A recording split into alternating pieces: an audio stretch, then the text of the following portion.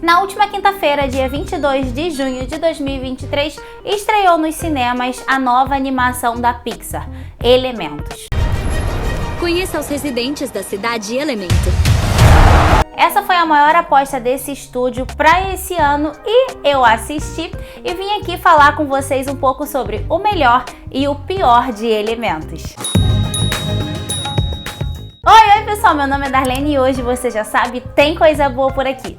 Eu vim fugindo de todo o review que aparecia pra mim nesse YouTube pra poder trazer pra vocês a minha opinião assim, honesta, sem nenhuma mancha, sem nenhuma mácula. Vim logo gravar pra não ser influenciada pela opinião das outras pessoas, porque a gente acaba, né, sendo influenciado mesmo. Então eu vim aqui trazer a minha opinião, a minha análise ali do melhor e do pior, porque Elementos tem um lado muito legal e um lado assim que é o pior dele, né? Vamos falar isso mais pra frente. E vamos começar com o lado bom, claro, né? Começando pela estética, que tá perfeição, tá um brinco essa animação. A Pixar não sabe fazer filme feio, né? E uma característica muito legal que eu já percebi na Disney Pixar é que ela consegue montar um mundo fantasioso do zero, uma sociedade da fantasia e traz assim com elementos reais que são muito legais. Alguns exemplos do que eu falei é Divertidamente, que é um clássico da Pixar, né?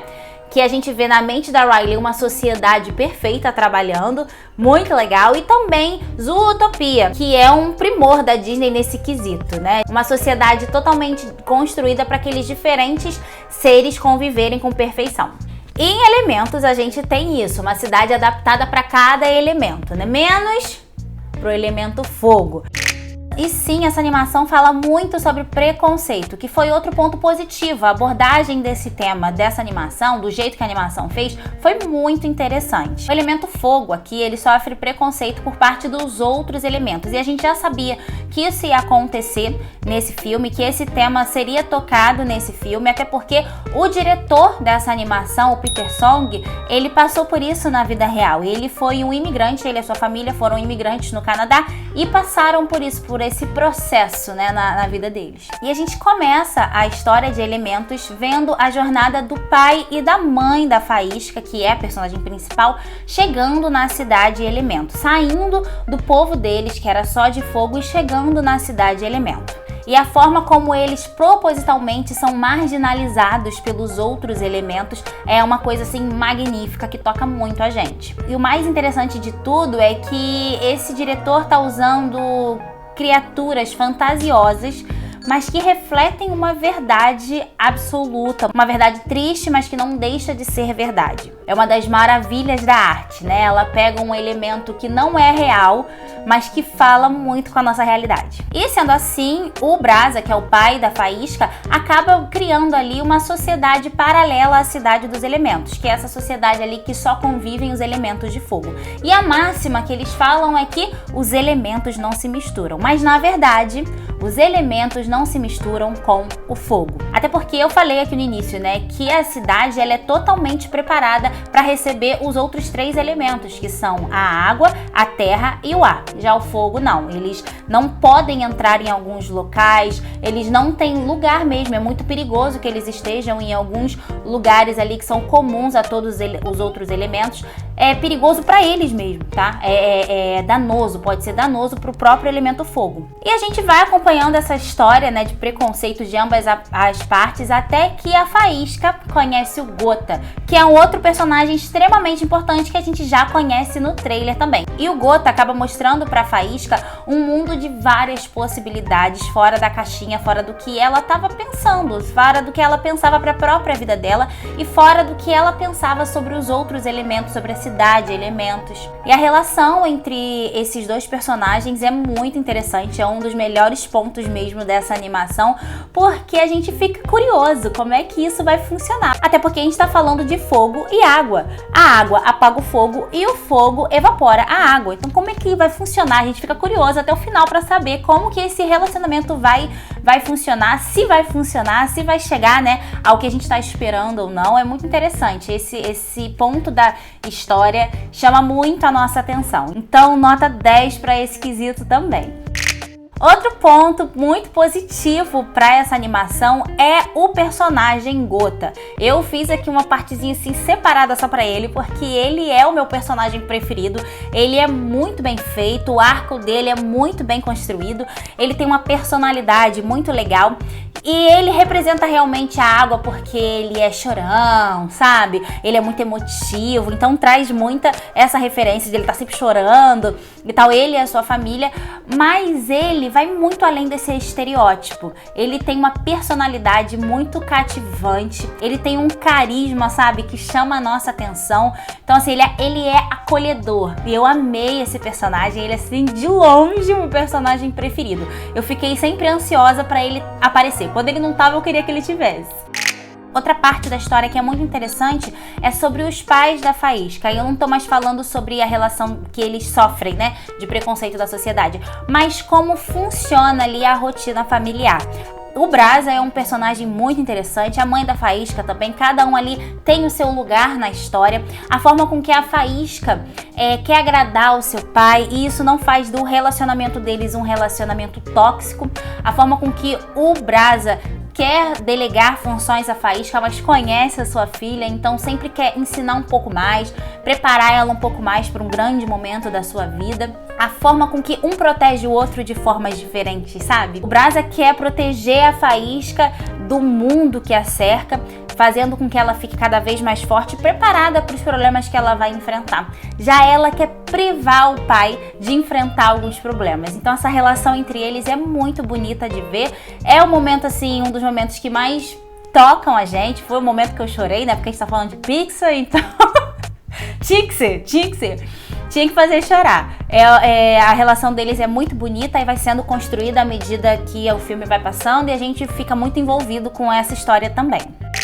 E por fim, um dos melhores pontos dessa animação é a dublagem, né? Porque tá assim incrível. Eu sou do time das pessoas que assistem um filme no idioma original com a legenda ali na nossa língua portuguesa, né? Até porque a gente tá na geração Netflix e a gente consegue assistir na Netflix e nos outros streamings lançamentos do mundo inteiro. Então é muito interessante, o nosso mundo abre realmente. Mas quando o assunto é animação, é Pixar, é Disney, é DreamWorks, é Illumination, é esse tipo de conteúdo para todas as idades, a dublagem brasileira arrasa demais. Então eu não quero ter uma experiência nunca diferente da que eu já tenho com essas animações sendo sempre dubladas. E tá perfeito, gente, tá perfeito. Um ponto aqui pro dublador do Gota.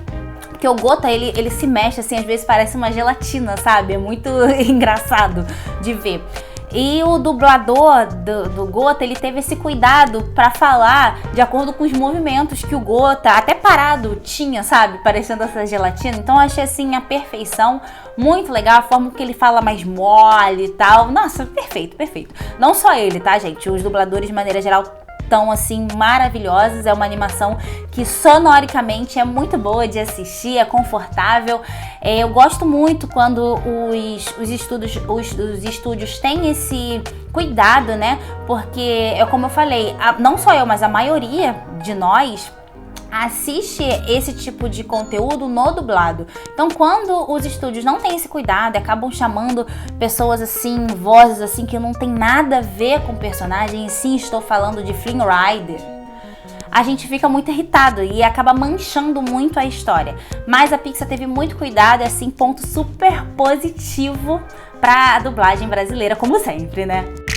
E agora nós vamos falar sobre o pior de Elementos. Faísca. Eu gostei dessa personagem, só que assim, basicamente os problemas que eu tive com essa animação se resumem a Faísca. Ela é a personagem principal, né? O Gota também tem muito espaço nessa história, mas a gente acompanha ali a história da Faísca. Mas eu achei que a personalidade dela ficou um pouco a desejar. Ela tem uma personalidade muito marcante, mas eu acho que ficou estereotipada. Ao contrário do Gota, que eu falei que ele vai muito além ali do elemento água, a Faísca não. Ela é aquela esquentadinha, estressadinha, e ela meio que fica resumida nisso, em grandes explosões e não saber lidar. Então assim, eu acho que podia ser um pouco mais que isso, sabe? Claro que ela vai evoluindo e ela vai amadurecendo. E ela chega num ponto muito interessante, mas ela de fato fica, a maior parte do filme, estereotipada. Aí eu acho que ela acaba ficando num quadradinho, sendo que a Pixar podia fazer assim coisas maravilhosas com ela.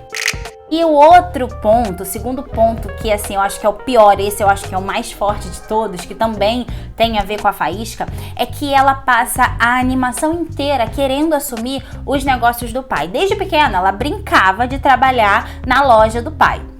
E ele sempre incentiva isso a ela. Não é como se ele impusesse isso a ela. Pelo contrário, ele sempre fica segurando um pouco. Não, um dia você vai ser dona disso aqui, um dia você vai ser dona disso aqui. E realmente ele tem esse desejo. Mas ele sabe que ela ainda tá muito imatura. E ela faz de tudo, a vida inteira, pra assumir aquilo ali, pra assumir aquela responsabilidade, pra se preparar para aquilo. Então é o sonho da vida dela. Ela em nenhum momento... A animação dá pistas pra gente de que ela, na verdade, não quer aquilo ali. Até que em um determinado momento, eu não vou dar spoiler aqui, né, do que acontece, mas num determinado momento, assim, super despojado, super, sabe, numa conversa casual, falam pra ela assim, você faz isso muito bem. Você podia estagiar em determinado ponto, ia ser muito interessante pra você. Pronto, do nada. Ela não quer mais assumir a empresa do pai, não tem coragem de falar com ele sobre isso, fica numa enrolação, numa questão ali que assim, tá só na cabeça dela, Claro que ela pode estar reticente de falar com o pai, mas assim, não coube, sabe? Não coube essa mudança drástica ali. Trouxe estranhamento pra mim, eu não consegui acompanhar e não consegui, no final das contas, me emocionar com ela, ter uma conexão muito forte com essa personagem por causa dessa ruptura, assim, não foi em escala, sabe? Foi uma coisa, assim, absurda. Do nada virou e ela mudou o sonho dela sem a animação ter dado pistas nenhuma pra gente de que ela estava desinteressada pelo sonho que ela sempre teve, né? Pela influência que o pai sempre teve a ela. Se você assistiu a animação, você vai saber o que eu vou falar agora, né? Tem um determinado momento da animação que ela se abre com o pai, que ela fala com o pai que o sonho dela é outro agora, não sei o que lá, e a gente chora nesse momento, mas a gente não chora porque ela se abriu, a gente chora com a resposta do pai dela. A resposta que o pai dela dá a ela faz a gente assim se debulhar em lágrimas. Por quê? Porque a gente acompanhou o pai, a gente sabe a história do pai. Então quando ele chega naquela fala, a gente entende, a gente tem a catarse de fato, né? Que eu assim, acho que catarse foi uma palavra muito forte, mas a gente se emociona realmente nesse momento porque a gente acompanhou esse pai. Então a gente se conecta com ele. E a Pixar, ela sabe fazer isso bem, só que ela acabou não fazendo em Elementos, né? Vou dar exemplos aqui que a Pixar soube fazer isso com a gente. Em Divertidamente, a Riley, ela passa por mudanças da vida dela e ela vai tentando aceitar aquilo ali enquanto a mente dela tá passando por vários processos, né? E tem determinado momento que a Riley, acontece alguma coisa na vida da Riley e ela toma uma decisão drástica na sua vida. Aí ela se arrepende e volta. Quando ela volta, é o momento que todo mundo chora. Por quê? Porque a gente viu todo o processo de sofrimento da Riley, como ela estava lutando contra aquele sofrimento, até que tem um momento que ela se entrega a ele. Então a gente se conecta tanto com essa personagem que a gente acaba chorando com uma menina de 12 anos que não tá se adaptando a uma mudança, porque a gente conheceu ela profundamente. Outra animação que faz isso muito bem com o público, que tem esse trabalho assim com o público muito bem feito, é Viva a Vida Uma Festa. A gente vê o incômodo no Miguel desde o início, que ele quer ser uma coisa, mas isso desagradaria a sua família. Então a luta dele por ter espaço, o medo dele de decepcionar, a vontade dele quando ele acaba, né, indo pro mundo dos mortos, a vontade dele de entender a história da sua família e voltar mais forte, lutar pelos seus sonhos, até que a gente descobre, né, uma história muito mais maravilhosa por trás disso. E quando o Miguel volta e conversa com a sua família sobre aquilo, a forma com que ele faz a sua família aceitar o seu sonho, que é mostrando pra abuela dele que o avô, o Hector, não era ruim desse jeito, o que aconteceu com ele foi um acidente terrível, uma coisa tremenda que acabou tendo um fim trágico. Então isso tudo que vai acontecendo, toda a história que se segue até esse ponto, prepara a gente pra se emocionar quando ele canta com a abuela o Lembre de Mim, né, que é o ponto máximo dessa animação. Na minha opinião, e eu acho que outras pessoas vão pensar como eu, Elementos não teve esse trabalho com a gente em relação à Faísca. Isso pra mim foi o pior, porque eu acho que se tivesse esse trabalho um pouco mais lento na evolução dela, a gente teria uma conexão maior e Elementos seria uma animação muito maior. E por fim, o que eu tenho pra dizer pra vocês é que Elementos sim é uma animação muito legal. Ela tá longe de ser animações como Red, Lightyear, que assim, eu não gosto. Ela é uma animação muito boa, mas também ela não chega, na minha opinião, a ser o novo clássico da Pixar. Eu acabei o filme feliz por ter pagado o ingresso, achei que valeu a pena, foi muito bom, mas eu sei que a Pixar pode mais. A Elementos já não é a minha animação preferida do ano, ainda tô com expectativas. Eu vi esse ano a Elefanta do Mágico, até já fiz um vídeo fazendo a análise dessa animação.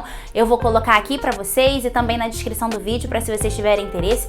Esse, por enquanto, tem sido a minha animação preferida do ano. Mario Bros também foi muito legal. Elementos não tá ali no meu top 1. Mas eu gostei muito, eu acho que a Pixar ela tá se reencontrando, tá se reconectando com ela mesmo. Eu acho que se ela parar de forçar a barra, ela vai muito bem. Eu espero que você tenha gostado desse vídeo. Se você chegou até aqui, deixe seu like. Se você gostou desse conteúdo, se inscreva aqui no canal. Aqui eu só falo de animação. Então, se você é fã dos filmes da Disney, da Pixar, de todos os outros estúdios, né, de animação, se inscreva aqui no canal. Esse é o lugar certo pra vocês. Maratona o canal hoje também. Tem muito conteúdo legal pra vocês assistirem. Eu vou deixar esse vídeo aqui e esse vídeo aqui pra você poder curtir o canal hoje, tá bom? Vejo vocês no próximo vídeo. Tchau, tchau!